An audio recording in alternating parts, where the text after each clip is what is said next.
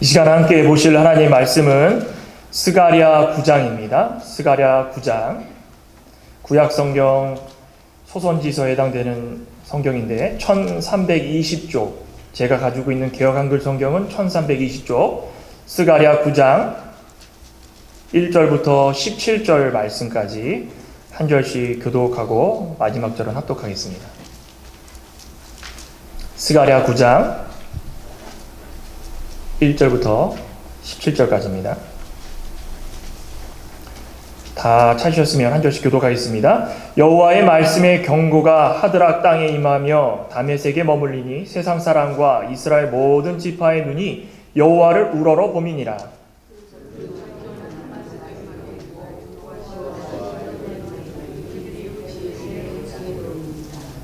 두로는 자기를 위하여 보장을 건축하며 은을 티끌같이 정금을 거리에 진흙같이 쌓았은즉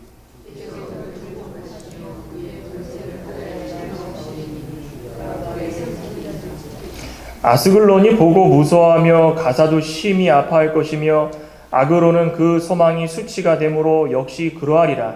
가사에는 임금이 끊칠 것이며 아스글론에는 거민이 없을 것이며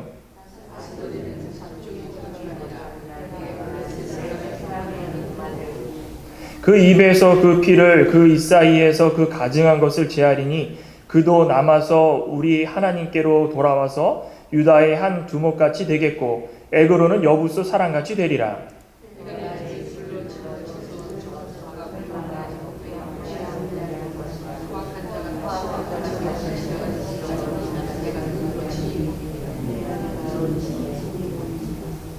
시온에 따라 크게 기뻐할지어다. 예루살렘에 따라 즐거이 부를지어다. 보라, 내 왕이 내게 임하나니 그는 공의로우며 구원을 베풀며 겸손하여서 나귀를 타나니 나귀의 작은 것 곧 나귀 새끼니라.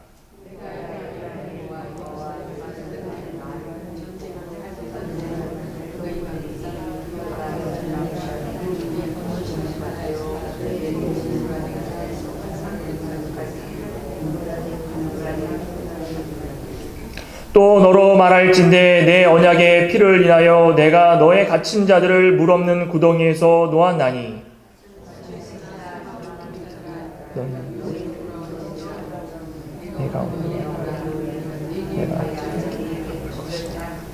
내가 유다로 당긴 활을 삼고 에브라임으로 먹인 살을 삼았으니 시온아, 내가 내 자식을 격동시켜 헬라 자식을 치게 하며 너로 용사의 칼과 같게 하리라.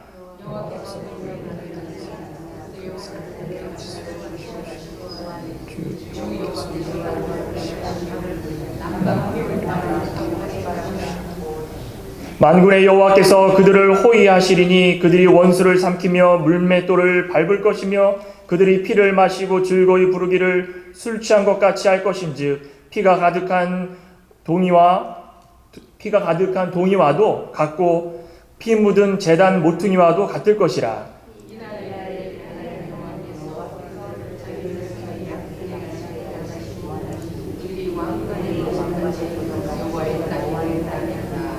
같이 읽겠습니다. 그의 형통함과 그의 아름다움이 어찌 그리 큰지 소녀는 곡식으로 강건하며 처녀는 새 포도주로 그리 하리로다.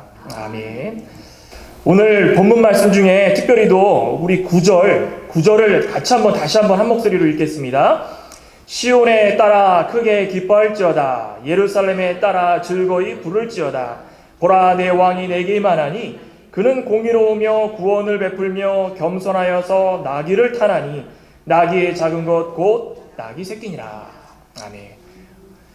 스가랴서는 소선지 중에 한 권입니다. 스가랴 이름은 여호와께서 기억하신다. 뭘 기억하는가? 과거나 현재나 미래나 우리의 모든 것들을 특별히 또 택하신 하나님의 백성들의 생사화복 모든 것들을 밤낮 쉬지 아니하시고 다 기억하고 계신 것입니다. 하나님의 백성들을 눈동자같이 보호해 주셔서 마침내는 최종적으로는 구원의 성취, 하나님께서 원하셨던 그 구원을 이루도록 하신 것이 하나님께서 기억하고 계신 것입니다. 그래서 오늘 본문 말씀 또 9절을 중심으로 해서 구원을 베푸신 겸손의 왕이다 라는 제목으로 또 함께 이 시간 은혜 나누고자 합니다. 우리 말씀 제목 한번 같이 따라해 볼까요? 구원을 베푸신 겸손의 왕. 구원을 베푸신 겸손의 왕. 다른 교회들은 사순절이다라고 해서 이제 부활절을 앞두고 40일간 금식 기도도 하고 또 새벽기도, 특별 새벽기도도 하고 또 교회마다 모여가지고 부활절을 준비하는 그런 분들이 참 많습니다. 종교로 따지면 특별히 기독교가 이 부활에 있어서는 가장 앞서야 되는데 부활절이 그러면 단순하게 명절이다, 쉬는 날이다 그래서 그것을 즐기는 사람들이 더 많아진 것 같습니다. 그래서 사순절 기간 동안에 더욱더 힘써서 하나님을 기억하고 또 말씀대로 살려고 하고 또 예수 그리스도의 보혈의 공로를 기억하는 그 기회로 삼는 것이 아마 그들의 의도일 겁니다. 저희는 사순절을 지내진 않지만 마음으로는 예수님께서 이 세상에 오신 그 날을 기억하면서 경건하게 또 하나님을 기억하면서 그렇게 보내야 되지 않겠습니까? 이런 관점에서 보면 오늘 본문도 우리에게 말씀하시는 바가 있습니다. 여호와 하나님께서 무엇을 기억하는가? 예수 그리스도를 이 땅에 보내주셔서 베풀어 주실 그 구원을 기억하고, 사실 이 스가랴서는 예언서지만 신약을 보면 이 예언은 다 이루어진 이미 과거의 것입니다. 그런데 오늘날 저희와 여러분들 살아가고 있는 우리에게 있어서는 이미 지난 것이다 라고 생각하는 것이 아니라 이 말씀을 통해서 또 다른 구원을 이루실 그 길을 우리 마음속으로 믿고 또 하나님께서 우리에게 보여주시는 모든 역사를 통해서 동참하는 그 기회로 삼아야 된다는 것입니다. 구원의 길에 동참하는 것이 얼마나 귀한 것이겠습니까? 높은 보좌 위에서 낮고 천한 우리를 이 땅 위에서 우리를 위해서 오셔서 고통당하시고 피 흘리시고 십자가상에서 죽으시고 그것으로 끝나는 것이 아니라 죽음을 이기시고 승리하시고 우리에게 다시금 오실 것을 약속하신 그 예수 그리스도, 이것은 분명한 역사적 사실입니다. 이것을 깨달아서 믿고 살아가는 자들에게 있어서는 하나님께서 베풀어 주신 그 구원의 은혜가 그대로 몸소 우리에게 다가온다는 것입니다. 오늘 이 말씀은 사실 상당히 좀 어려운 말씀이지만 구원을 베푸신 겸손의 왕이 어떠한 모습으로 이 땅에 오셨었고 또 앞으로 우리에게 어떻게 오실는지 그것을 보여주기 때문에 저와 여러분들이 이 말씀을 조금씩 이렇게 해석을 하면서 어려운 점이 있더라도 깊이 묵상하면서 예수 그리스도를 기억했으면 좋겠습니다.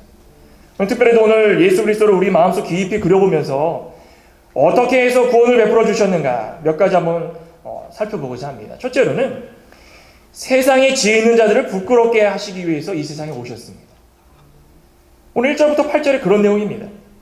다시 읽기에는 좀 양이 많지만 한 절씩 한번 보면 1절에 보면은 여호와의 말씀의 경고다 이렇게 말씀합니다. 여호와 하나님의 말씀의 경고다. 여호와 하나님의 말씀은 절대 불변한 진리입니다. 바뀌어서도 안 되고 바뀌지도 않고 영원히 그대로 있는 그 말씀이 여호와 하나님의 말씀입니다. 근데 이 말씀이 우리에게 있어서는 하나님을 믿고 따르는 자들에게 있어서는 인생에 있어서 철칙과도 같고 우리에게 있어서는 진리, 우리 앞길을 열어주는 길과도 같다라는 것입니다. 그런데 이런 말씀이 경고다. 경고라고 하면은 어떤 뜻이 있습니까? 아주 무거운 짐. 영어 성경에는 burden이다 이렇게 되어 있는데 아주 무거운 짐, 어깨에 메고 가다 쓰러질 정도로 무거운 짐. 하나님의 말씀이 즐거워야 되는데 왜 경고로 다가왔을까? 한 생각해 볼 필요 있다는 것입니다. 그 경고의 말씀이 누구에게 다가왔습니까? 첫째로는 하드락과 다메섹에게 다가왔습니다. 여러분들 역사를 살펴보면 이 하드락과 다메섹이 누구인지 기억나실 겁니다. 이스라엘의 대적자들이었습니다. 이스라엘을 어떻게 하면 넘어뜨리려 생각하고 이스라엘을 어떻게 하면 쓰러뜨려가지고 그들을 다 땅을 차지할까 생각하는 사람들.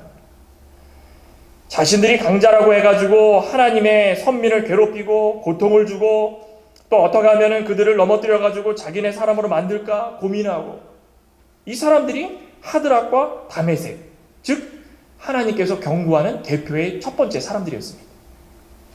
또 두 번째 부류의 사람이 어디 나옵니까? 2절에서 4절에 나옵니다. 두로와 시돈이다. 이들은 어떤 사람입니까? 자, 말씀을 보면 기가 막힙니다. 2절을 보시면 이렇게 말씀합니다. 그 적경된 하맛에도 임하겠고 두로와 시돈은 넓은 지혜가 있으니 그들에게도 임하리라. 하맛뿐 아니라 두로와 시돈에게 임하는데, 두로와 시돈이 어떠한 자들이었습니까? 넓은 지혜가 있었다. 넓은 지혜라는 것은 어떠한 것을 말하는 것입니까? 아는 척하는 것. 내가 가지고 있는 지혜가 세상 어떤 사람들보다 뛰어나, 이렇게 자랑하는 사람들입니다. 그런 사람들에게 하나님의 경고의 말씀이 임하는데, 구체적으로 어떻게 그들이 자랑하였는가? 3절에 보면 두로는 자기를 위하여 보장을 건축하며 은을 티끌같이 정금을 거리에 진흙같이 쌓았은즉 자신들만의 기지, 자신들만의 이 건축물들을 튼튼하게 쌓아가지고 그 누구도 자신들의 영역 안으로 들어오지 못하도록 굉장하게 자신들의 자존심을 세우면서 살았던 그들입니다. 지혜를 자랑하고 또 자신이 가지고 있는 은을 티끌같이 사용합니다. 또 정금이 거리에 진흙같이 수없이 많다는 것입니다. 그러니 그들에게 있어서는 두려울 게 아무것도 없다는 것입니다. 또 어떤 것이 있었는가? 4절을 봤더니 주께서 그를 쫓아내시며 그의 바다 권세를 치시리니, 권세가 충만했습니다. 권세가 무엇입니까? 자기가 가지고 있는 권력력, 사람들을 다스릴 수 있는 내 힘, 그런 것입니다. 지혜뿐만 아니라 나의 힘과 나의 재물로서 사람들을 다스린다는 것입니다. 근데 그것이 바다의 권세다. 아마도 바다에서 힘이 있었던 것 같습니다. 자신들만을 믿고 따르고 힘이 있다고 자랑하고 그들이 얼마나 교만했는지 말로 다 설명할 수 없을 만큼 굉장히 교만을 했습니다. 그런데 역사적으로 보면 이들이 망할 시기가 다가옵니다. 먼저 이들이 더 교만했다라는 그 증거가 있는데, 우리 에스겔 28장을 한번 잠깐 살펴보겠습니다. 예레미야 애가 에스겔 28장. 이들이 그냥 교만한 것이 아니라 얼마나 교만했는지 28장 제가 한번 읽어볼 테니까 한번 들어보시기 바랍니다. 28장 1절부터 여호와의 말씀이 또 내게 임하여 가라사대, 인자야 너는 두로 왕에게 이르기를 주 여호와의 말씀에 내 마음이 교만하여 말하기를 어떻다고 그럽니까? 나는 신이다. 나는 신이라. 내가 하나님의 자리 곧 바다 중심에 앉았다. 제가 좀 이따 설명을 드리겠습니다. 왜 자꾸 바다를 이야기하는가? 역사적으로 증거가 있습니다. 내 마음이 하나님의 마음 같은 채할지라도 너는 사람이요 신이 아니오늘. 자꾸 자기는 신이라고 이야기를 합니다.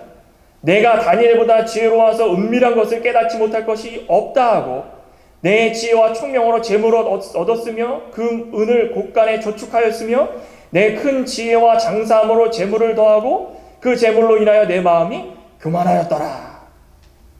그 다음 17절 보겠습니다. 17절 내가 아름다움으로 마음이 교만하였으며 내가 영화로움으로 내 지혜를 더럽혔으며 내가 너를 땅에 던져 열왕 앞에 두어 그들의 구경거리가 되게 하였도다. 내가 죄악이 많고 무역이 불의함으로 내 모든 성소를 더럽혔으며. 자, 이 내용을 보면 그들이 그냥 교만한 것이 아니라 하나님께서 눈 뜨고 바라보지 못할 정도로 그 교만함이 하늘을 찌르는 것입니다. 얼마나 교만했는지 하나님께서 이들을 가만 놔두지 않으십니다. 이 교만함을 하나님께서 오래 내버려 두지 아니하시고 바벨론에게 점령당하게 하시고 또 그 이후에 페르시아에게 점령당하게 하시고. 바벨론과 페르시아는 다 들어보셨지 않습니까? 유다 이스라엘 백성이 아수르한테 점령을 당하고 그 이후에 아수르 위에 나타난 바벨론이 유다를 70년간 포로 잡아가고 또 그 이후에 페르시아가 나와가지고 바벨론을 점령하고 에스라, 느헤미야 다 보내지 않습니까?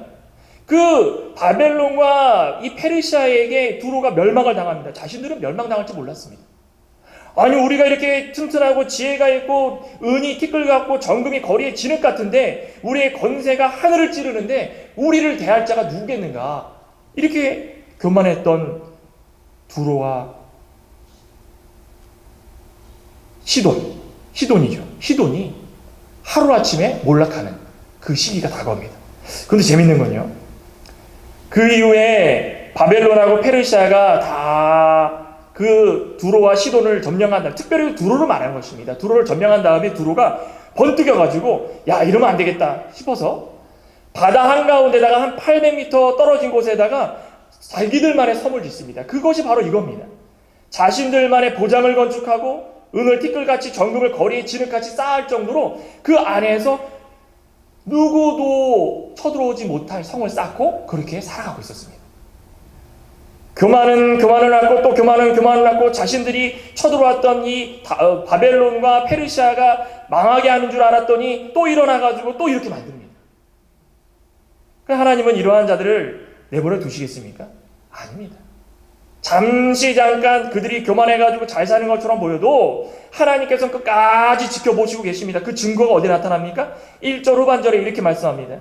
세상 모든 사람, 세상 모든 나라, 세상 그 어떤 것이라도 여호와 하나님의 통제하에 있다. 분명히 말씀하시죠? 세상 사람과 이스라엘 모든 지파의 눈이 여호와를 우러러봅니다. 모든 자들이 하나님의 통제하에 있습니다. 그러니 하나님의 시선에서 벗어날 수가 없다는 것입니다. 너희들이 아무리 교만하게 은을 티끌같이 쓰고 정금을 거리에 진흙같이 쓸지라도 다 내가 지켜보고 있다. 어디까지 가는지 보자. 너가 교만이 그렇게 하늘을 찌르는구나. 조금만 기다려라. 그러면서 보내는 겁니다. 바벨론도 보내고 페르시아도 보내고 순간순간 그에게 채찍을 가하면서 깨닫게 만드는 겁니다. 그런데도 모릅니다. 그러면 어떻게 합니까? 4절에 바다 권세를 치시니 그가 불에 삼키울지라도 아스글론이 보고 무서워하며 가사도 심히 아파할 것이며, 계속 이렇게 말씀하지 않습니까? 근데 특별히도 4절 초반에 주께서 그를 쫓아내시며, 다 지켜보시면서 쫓아내실 시기를 찾고 있다는 것입니다. 그 대상을 누구냐, 그 대상이 누구겠느냐, 그것만 하나님께서 다 기억하시고 그 시기를 맞추시는 겁니다. 하나님 모르시고 계시는 것이 아닙니다. 오늘날도 우리가 살아가면서 교만하고 하나님 모르고 살아가는 자들, 지혜가 충만하다 그러고 하나님보다 내가 더 뛰어나다 그러고 하나님 무시하고 살아가는 자들은 하나님의 통제하에 있다는 것을 모르고 살아가는 자들입니다. 하나님이 다 지켜보고 계십니다. 그러고서 쫓아내실 시기를 기다리십니다. 하나님이 언제 쫓아내시는가? 이 두로가 정말 그 어떤 나라도 이제는 부수지 못하는 완전한 요새가 됐습니다. 역사적으로 나중에 한번 찾아보시기 바랍니다. 두로는 그 어떤 나라도 쳐들어오지 못했습니다. 그런데 혜성처럼 나타난 사람이 있었습니다. 20세에 왕이 되었던 마기도냐의 알렉산더 대왕입니다. 알렉산더 대왕이 BC 한 330년경에 나라를 점령하고 다닐 때 두로의 소식을 듣습니다.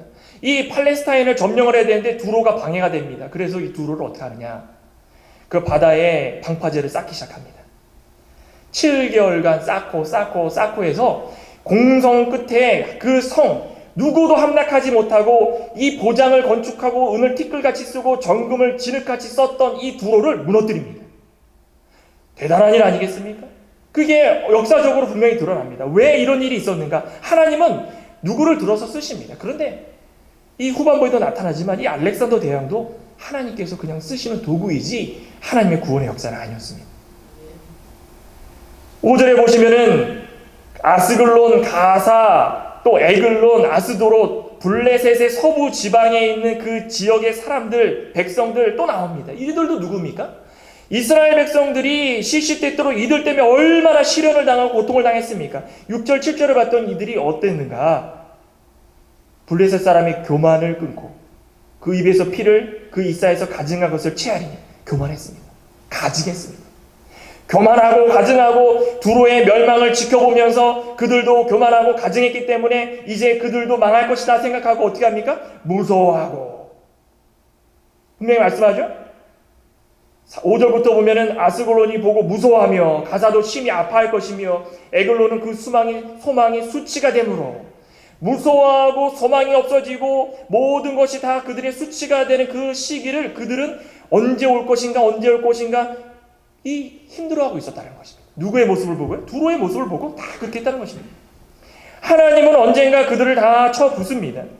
그래서 6절에 봤더니 아스돗에서 잡족이 거하리라. 내가 블레셋 사람의 교만을 끊으리라.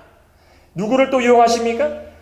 알렉산더 대왕을 쭉 쳐부수게 해가지고 그 블레셋 사람들까지 다 없앱니다. 그 당시에 가장 다른 나라가 또 다른 나라를 점령할 때 행했던 그 방법 중에 하나는 순수혈통을 없애버리는 것입니다. 다 없애버리고 언어도 바꾸고 민족 말살 정책을 펴가지고 그들을 흩어버립니다. 교만을 하는 자들의 모습이 이렇게 된다. 하나님이 그냥 보여주시는 것입니다. 예를 들어서 보여주시는 것이지 직접적으로 너희들이 이렇게 될 것이다 아직 나오지 않았습니다. 이게 언제 실현이 되는가? 우리가 말씀을 보고 읽었지만 이제 장차 이 구약이 끝나고 신약이 오면 신약 시대에 나타나는 그 증거들이 그대로 고스란히 나타난다는 것입니다. 너희들이 교만하고 너희들이 가증하고 너희들이 가지고 있고 너희들이 행했던 모든 것들, 겸손치 못하고 교만한 모든 것들 누구의 모습 속에서 보여줍니까? 신약 시대에 가면 누굽니까?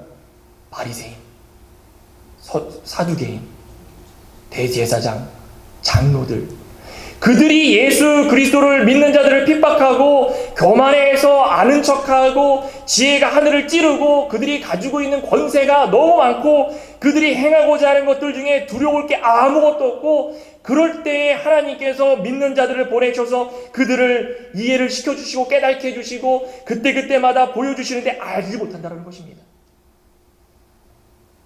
여러분들 이 역사를 보면은 알렉산더가 이렇게까지 행했는데 하나님이 알렉산더를 귀하게 쓰고 했으면 얼마나 좋겠습니까? 근데 다니엘 8장에 보시면요, 알렉산더도 일찍 죽습니다. 역사를 보면 32세의 젊은 나이에 죽는데 우리 다니엘 잠깐 볼까요? 다니엘서 잠깐 보시면 에스겔, 다니엘 8장 보면 이 증거가 나타납니다. 다니엘 8장 5절에 보면 이렇게 말씀합니다. 제가 한번 읽어보겠습니다. 내가 생각할 때에 한 수염소가 서편에서부터 나와서 이 한 수염소가 알렉산더 대왕을 말하는 것입니다. 온 지면에 두루다니되 땅에 닿지 아니하며 그 염소 두 눈 사이에 현저한 뿔이 있더라. 그것이 두 뿔 가진 수양 곧 내가 본 바 강가에 섰던 양에게로 나아가서 분노한 힘으로 그에게로 달려가더니 다 쳐부수는 것입니다. 수양이. 그런데 21절에 봤더니 털이 많은 수염소는 곧 헬라 왕이요, 알렉산더로 말하는 것입니다. 두 눈 사이에 있는 큰 뿔은 곧 첫째 왕이요, 이 뿔이 꺾이고 그 대신에 네 뿔이 꺾인다는 것은 알렉산더 대왕이 이제 죽는다는 것입니다. 알렉산더 대왕이 32세의 나이에 젊은 나이에 죽습니다. 점령을 하는데 온 나라들을 다 점령하고 마지막에 인도의 겐지스강까지 갔다가 안 되겠다. 백성들이 불만하고 집으로 갑시다 하니까 돌아가다가 32세에 죽습니다. 하나님께서 이 알렉산더를 귀히 쓰시는 것처럼 보였지만은 알렉산더도 아니라는 것입니다. 그럼 무엇을 보여주시기 위한 것인가? 이제 신약으로 오면 서기관과 바리새인과 장로들과 대제사장들과 교만을 뽐내고 지혜를 뽐내고 재산을 뽐내고 자신이 가지고 있는 걸 뽐내는 모든 자들, 아직까지도 그들이 깨닫지 못하면 아스글론과 가사와 에글론처럼 보면서 두려워하고 수치를 당할 것이고 너희들이 가지고 있는 모든 소망이 끝이게 될 것이라는 것을 보여줄 것이다. 누구를 통해서요? 이제 곧 오실 예수 그리스도를 통해서다. 예수 그리스도는 이 세상에 오셔서 뭐라고 말씀하셨습니까? 내가 교만한 왕이다 이 말씀하셨습니까? 마태복음 11장 29절에 보면은 나는 온유하고 겸손하니 나의 멍에를 메고 내게 배우는 자들은 그 마음속에 쉼을 줄 것이다. 예수님께서 이 세상에 오셔가지고 하신 가장 중요한 것은 병든 자, 힘들어하는 자, 병신, 아픈 자 이런 모든 자들을 다 모아다가 씻어주시고 치료해주시고 말씀 전해주시고 평화를 전해주신 것입니다. 그러니 그들이 이런 지혜를 뽐내는 자들보다 나쁠 게 뭐가 있습니까? 나중 되면은 이 지혜를 뽐내고 권세를 뽐내는 자들이 다 부끄러지는 것입니다. 누구를 통해서요? 예수 그리스도를 통해서. 예수 그리스도의 모습을 통해서 죄와 사망의 권세에 놓여있던 그들이 아무리 뽐내도 거기까지입니다.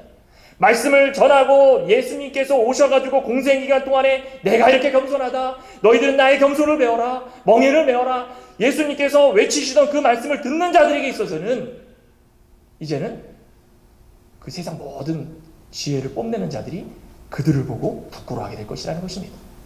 고린도전서 1장 27절에도 사도 바울이 분명히 말씀하지 않습니까? 세상 사람들이 우리의 모습을 보면서 아유 어리석다, 아, 왜 저렇게 살아가느냐? 그래도 그들은 우리의 모습을 통해서 부끄러움을 당하게 될 것이다. 예수님께서 이 세상에 구원을 베푸시려고 오신 목적 중에 하나가 바로 그것입니다. 또 한 가지 뭔지 아십니까? 화평을 전하시고자 이 세상에 오셨습니다. 9절 10절에 보시면 이렇게 말씀합니다. 시온에 따라 크게 기뻐할지어다. 예루살렘에 따라 즐거이 부를지어다. 보라, 내 왕이 내게 말하니 그는 공의로우시며 구원을 베풀며 겸손하여서 나귀를 타나니 나귀의 작은 것 곧 나귀 새끼니라. 내가 에브라임의 병거와 예루살렘의 말을 끊겠고 전쟁하는 활도 끊으리니 그가 이방 사람에게 화평을 전할 것이고. 그대로 성취가 되지 않습니까? 우리는 이미 신약을 알기 때문에 이 내용이 성취가 됐다는 건 알고 있습니다. 그러나 아직까지 신약을 바라보는 사람들에게 있어서는 이 내용이 믿기지가 않습니다. 스가랴 선지자의 예언이지만 실제로 신약에서 일어났던 이 모든 내용, 이것은 역사적으로 반드시 행해졌던 사실임을 안다면 이후의 삶이 어떠해야 되는가? 우리 기억해야 된다는 것입니다. 예루살렘으로 모든 백성들이 기뻐하면서 모여서 환호하고 예수님께서 입성할 때 그 모습을 보면 얼마나 초라했습니까? 예수님께서 나귀를 타고 예루살렘으로 입성할 때, 야, 우리가 생각했던 메시아면 차라리 나팔을 불면서 수천 명의 병사들을 이끌고 진열을 딱 정렬하고 마차를 타든지 백마를 타든지 오면서 여호와 하나님 우리의 메시아다 외치면서 그냥 딱 등장하면은 그 지혜를 자랑하고 돈을 자랑했던 바리새인들과 서기관들과 대제사장들 다 무릎 꿇게 하지 않겠습니까? 그런데 초라하게 나귀를 가지고 터벅터벅 걸어오시는 그 예수님입니다. 나귀는 무엇을 상징했습니까? 평화를 상징하는 것입니다. 아무것도 없고 겸손한 그 모습 그대로 너에게 온 예수님을 상징하는 것입니다. 겸손하고 평화로운 이 상징이 나귀를 타고 예루살렘으로 들어오면서 무엇을 행했습니까? 이제는 에브라임의 병거, 예루살렘의 말, 에브라임은 북이스라엘을 말하는 것이고 이 예루살렘은 유다를 말하는 것입니다. 이제부터는 전쟁도 없고 활도 없고 병거도 없고 너희들에게 이제 화평만 있을 것이다. 얼마나 듣기 좋은 일이겠습니까? 근데 이 사실 이게 역사적으로 일어납니다. 구약과 신약 중간에 있는 이 중간기를 보면 재밌는 사실이 있는데 이 역사적인 이 이야기가 사실 이 열왕기에 보면은 솔로몬 왕 때부터 이제 너희들이 화평을 이루면서 무화과나무 아래에서 찬양을 하면서 원 없이 살 것이다라는 이 솔로몬 왕의 말씀이 있었습니다. 예언이 있었습니다. 그런데 이것이 흘러가면서 점령당하고 70년 포로 생활을 하고 돌아왔는데 초라한 모습 가지고 있고 시시때때로 바벨론의 다른 나라에 침략당하고 이렇게 치고 받고 살면서 그것이 사실인가?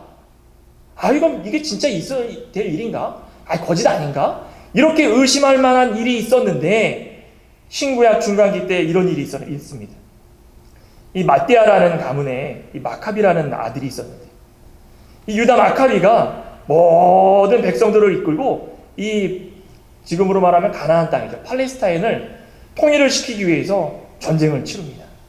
그래서 외적들을 다 물리치고 또 알렉산더가 죽은 이후에 흩어졌던 그 4개의 나라에서 들어오는 그 외적들 침략을 다 막아내고 그러다가 이 마카비 때 하지 못한 것을 그 형제인 시몬이 뒤를 이어가지고 140년, BC 140년, 예수님께서 오시기 140년입니다. 그때 80년간 완전한 독립을 이룹니다. 그러면서 사람들이 어떻게 하느냐? 그 당시에 전쟁도 없고 활도 없고 병거도 없고 다 그런 것들을 자신의 도구로 만들어가지고 밥하는 데 사용하고 그 이후에 무화과나무 아래에 앉아가지고 찬양을 하면서 기도하면서 평화롭게 살았던 그 시기가 있었습니다.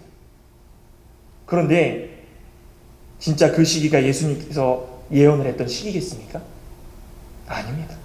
그것도 아니라는 것입니다.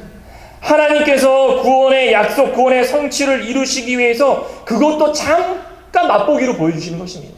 야, 너네들이 이렇게 될 거야. 조금만 기다려봐. 아, 지금도 아닙니까? 아니야. 조금만 기다리면 너희들에게 이런 모습을 보여줄 거야. 기다려. 언제입니까? 예수님께서 곧 올 거야. 예수님께서 곧 올 때 너희들에게 화평을 줄 것이고 너희들이 진정 그 무화과 나무 아래에서 평안하게 두 다리 뻗어가지고 하나님을 찬양하고 기도하는 그 모습처럼 화평을 누릴 날이 곧 올 거야. 조금만 기다려. 누구를 통해서 말씀하십니까? 예언자들을 통해서 계속 말씀하시는 것입니다. 그런데 그때가 분명히 옵니다. 분명히 옵니다. 결과적으로 보면 이 평화의 날을 위해서 언제부터 예언을 하셨습니까? 아브라함 때부터 예언을 하셨습니다. 아브라함이 히브리서 7장에 보면은 318명을 데리고 조카 롯을 구출해서 돌아올 때에 제일 먼저 나와서 영접했던 왕이 있었습니다. 누굽니까? 멜기세덱 왕입니다. 멜기세덱 왕이 나와가지고 이 모세의 아브라함의 11조를 받고 또 포도주와 또 여러 가지 영접을 하면서 이 아브라함을 위로하고, 그런데 이 멜기세덱 왕의 뜻을 봤더니 기가 막힙니다. 의와 살렘이더라. 의의 왕이고 살렘의 왕이고 어미도 없고 아비도 없고 시작도 없고 끝도 없다. 이 멜기세덱이 어디서 왔고 어디서 왔는지도 모르는 그런 왕이지만 세상 사람들이 볼 때 야 족보도 없는 왕이다 이것이 아니라 이 멜기세덱은 누구를 상징하는 것입니까? 예수 그리스도를 상징하는 것입니다. 아브라함 때부터 이 현 시대까지 계속적으로 너희들에게 보여주고 있는 이 예들이 있다. 그것이 무엇입니까? 곧 오실 예수 그리스도다.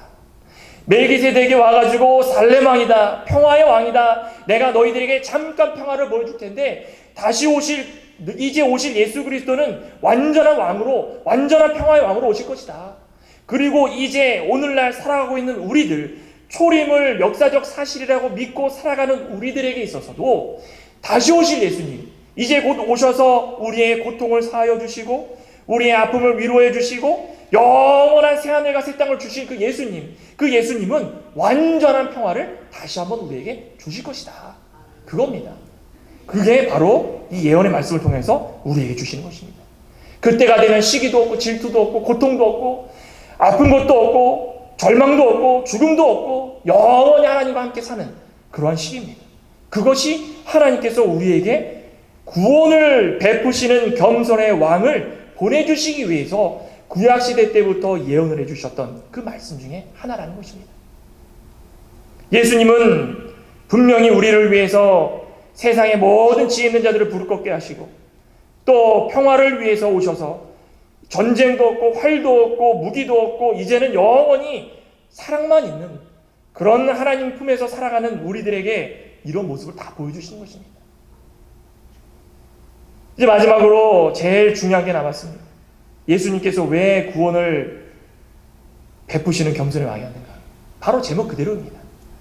예수 그리스도는 구원을 베풀어 주시기 위해서 오셨다는 것입니다. 그게 우리에게서 가장 중요합니다. 세상에 어떤 사람들도 다 하나님을 무시하고 예수님을 무시했던 사람들이 부끄러워지고 넘어지고 시기 질투로 서로 싸우고 그 끝을 볼지라도 예수 그리스도를 믿는 모든 자들에게 있어서는 구원이 성취가 될 것이다. 11절에 봤더니 또 너로 말할진대 내 언약의 피를 인하여 내가 너희 갇힌 자들을 물 없는 구덩이에서 놓았나니 소망을 품은 갇혔던 자들아 너희는 고장으로 돌아갈지어다. 내가 오늘날도 이르노니 내가 배나 내게 갚을 것이다. 이제 갇힌 자들, 물 없는 구덩이에서 헤매는 자들, 희망이 없는 자들, 아무 희망 없어서 포기한 자들, 이런 자들, 스스로 벗어날 수 없어가지고 어두움 자리에 있는 그런 자들을 말하는 것입니다. 누구를 말하는 것입니까? 죄와 사망의 굴레에서 이제는 벗어날 수 없어서 영원한 지옥의 형벌로 한 걸음 한 걸음 다가가는 우리 모두를 나타내는 것입니다. 그런데 우리에게 희망적인 것은 그들을 건져내는 것입니다. 건져내는 것입니다. 예수 그리스도께서 이 세상에 오셔서 죄와 사망의 굴레를 십자가 상에 달려 죽으심으로 말미암아 또 죽으시고 끝난 것이 아니라 부활하셔서 승리하심으로 말미암아 모든 것들을 다 끊어놓으셨다는 것입니다. 그걸로 우리는 모든 것을 이루는 것입니다. 그러니 믿기만 하면, 예수 그리스도를 믿기만 하면 다 해결되는 것입니다. 12절에 봤더니 구원의 날을 소망하는 자들은 튼튼한 요새에 돌아간다. 두로가 아무리 튼튼한 요새를 가지고 있었어도 무너집니다. 세상 것들은 다 무너집니다. 하지만 하나님의 백성들이 튼튼한 요새를 가지고 있다는 것은 예수 그리스도의 품속에 들어가는 것입니다. 또 그건 어떻게 이루어집니까? 13절 14절에 봤던 예수 그리스도를 믿는 모든 자들에게는 어떻게 하십니까? 강하고 담대하게 모든 것들을 이기고 또 이기게 해주신다는 것입니다. 누구를 이깁니까? 우리의 대적, 우리의 믿음 생활을 방해하는 모든 것들 끝까지 인내하고 나가면 이기고 또 이기게 해주신다는 것입니다. 그겁니다. 우리 알렉산더 이야기를 했지만 알렉산더도 끝이 굉장히 안 좋았습니다. 알렉산더 밑에 있던 군사 넷이 땅을 4분 해가지고 다 갈라서 자기네들끼리 살고 그렇게 살다가 제일 동쪽에 있던 이 안티오쿠스 에피파네스라는 그 왕이 있었는데 악질 중에 악질입니다. 얼마나 악질이면 이스라엘 백성들의 섬기는 모든 신상들 다 부숴버리고 그들 전에다가 제우스 신을 갖다 섬기라고 갖다 놓고 거기다가 자신들이 섬기는 또 신 갖다 놓고 돼지, 유대 백성들이 제일 혐오하는 돼지의 피를 수천 마리의 피를 짜가지고 그 제단에 뿌리고 또 그들이 하는 모든 안식일을 금하기 위해서 또 안식일을 단절을 시키고 할례를 금하기 위해서 할례를 행하는 자들은 그 아들의 목을 베다가 어머니의 목에 걸어놓고 사람들 다 보게 했습니다. 이게 누구의 짓입니까? 예수 그리스도를 모르는 그런 사람들의 짓입니다. 이게 언제 일어납니까? 우리가 믿음 지키려고 하고 구원을 얻고자 노력하고 애쓰고 있는 시기에 계속적으로 우리 주위에서 일어난다는 것입니다. 환난입니다. 환난입니다. 오늘날은 없습니까? 우리 믿음 지키고 살아가는 우리 모두에게 환난은 분명히 다가옵니다. 지금도 환난이고 앞으로도 환난이 있을 것이고 예수 그리스도께서 이 세상에 오셔서 잠깐의 우리의 환난을 건져주시는 그런 시기가 있을지라도 우리는 그 전에 더 큰 환난을 당하면서 하나님을 믿는 그 믿음이 믿을 것이냐 말 것이냐 이 기로에 서는 절체절명의 위기에 서는 그런 일들을 당하게 될 것이라는 것입니다. 그럴 때는 우리 어떻게 됩니까? 이기고 또 이기고 인내함으로 이기고 또 이기고 최종적으로 예수 그리스도를 믿어서 승리하는 그날까지 끝까지 행해야 된다는 것입니다. 예수님께서 십자가상에 달려 돌아가시면서 우리를 위해서 다 죄 씻어 주셨는데 그 이후에 3일 만에 부활하셔가지고 모든 것들을 승리케 해주셨는데 그거를 믿으면은 우리는 끝까지 그것을 믿고 따라야 된다는 것입니다. 그겁니다. 하나님께서 이 역사서를 보여주시면서 이제 예수 그리스도께서 이 세상에 오셔서 너희를 위해서 죽으시고 부활하실 것인데 너희들이 이것을 보면서 무엇을 믿어야 되는가? 바로 구원을 베푸신 겸손의 왕으로 이 세상에 오셨다는 것입니다. 저와 여러분들은 꼭 기억하시기 바랍니다. 이제 몇 주간 부활주일 앞두고 계속적으로 예수 그리스도를 좀 기억하면서 묵상하시기 원합니다. 우리는 예수 그리스도를 잠깐 묵상하지 말아야 됩니다. 계속적으로 삶 가운데 묵상해야 되지만 특별히도 부활주의를 앞두고 우리가 세상 사람들 또 다른 교회 사람들 또 믿는 모든 사람들이 어떻게 행할지라도 우리만은 예수 그리스도를 기억하면서 하루하루 예수님께서 우리를 위해서 어떻게 오셨는가? 화평을 전해주시기에 오셨고 구원을 베푸셔 주시기에 오셨고 세상 모든 지혜로운 사람들 무릎을 꿇리고 우리의 부끄러운 것들 다 들어오게 겸손의 왕으로서 모든 것들 다 들어주시기 위해서 이 세상에 오셨다. 그거를 믿는다면 끝까지 힘들어도 참고 하나님의 말씀에 순종하면서 살아갈 수 있는 저와 여러분 되시기를 간절히 소망합니다.